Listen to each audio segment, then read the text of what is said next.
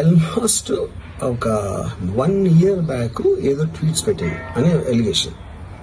ఆ ట్వీట్స్ ఎవరో మనోభావాలు దెబ్బతిన్నాయి. ఇక్కడ విచిత్రం ఏంటంటే 1 year బ్యాక్ పెట్టిన ట్వీట్స్ 4 డిఫరెంట్ ప్లేసెస్ లో 4 డిఫరెంట్ జ్యూరిస్డిక్షన్స్ లో 4కి ఒకే 3-4 రోజుల వ్యవధిలో వాళ్ళ మనోభావాలు దెబ్బతిన్నాయి.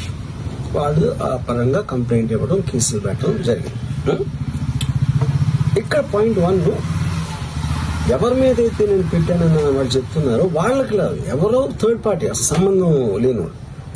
ఆ కాంటెక్స్ట్ లో అసలు ఈ కేసు ఎలాగా, ఈ సెక్షన్స్ ఎలా వర్తిస్తాయి అనేది అప్పుడు ఆబ్వియస్ గా నాకు వచ్చే అనుమానం కానీ, నాకు కానీ నా మనుషులు కానీ, ఇది ఒక పర్సిక్యూషన్ చేయటానికి ఒక పద్ధతి ప్రకారం ఉన్న ఎలవబుల్ లాస్ ని వాడుతున్నారా, లేకపోతే ఇప్పుడు వరల్డ్ ఓవర్ ఒక ఫినామినా ఏం జరుగుతుందంటే పొలిటికల్ పార్టీస్ వాళ్ళు they are weaponising the systems of the police. అది అమెరికాలో జరుగుతుంది, యూరోప్ లో జరుగుతుంది, ఇక్కడ కూడా జరుగుతుంది. అప్పుడు నేను ఏ ఒక్క వ్యక్తిని, ఒక పోలీస్ ఆఫీసర్ని కానీ, ఒక పొలిటికల్ పర్సన్ కానీ నేను బ్లేమ్ చేయట్లా. I think it happens in certain ఒక ఏమంటారు దాన్ని, ఒక వే. అది అందరూ కూడా ఎంతో కొంత అది చేయటానికి టెంప్టేషన్ ఉండొచ్చు. But eventually there is the law of the land which will take the final call. So అది that I completely agree, believe in that and I abide by that as a citizen.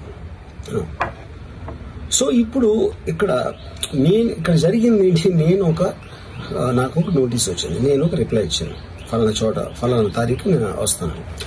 అప్పటికి నాకు జరుగుతున్న పని ఒక ongoing schedule ఉంది కాబట్టి, నాకు film work ఉంది కాబట్టి అవ్వలేదు. అండ్ ఇట్ ఈస్ వేరే ప్రొడ్యూసర్ చేస్తాను, ఆ ప్రొడ్యూసర్కి నష్టం వస్తుంది కాబట్టి నేను మళ్ళీ టైం అడిగాను. ఇదేంటి కేసు, ఇదేం అర్జెంట్ కేసు అంటే 1 year తర్వాత ట్వీట్ చూసిన అతనికి 1 week లో అన్ని అయిపోవాలనేది ఏమన్నా మీనింగ్ ఉంటుంది అసలు దానికి?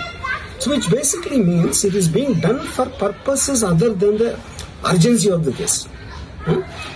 ఇది అర్జెన్సీ ఆఫ్ ద కేసు అంటే మీరు మర్డర్లు గేడర్లు ఇన్ని జరిగి సంవత్సరాలు తీసుకుని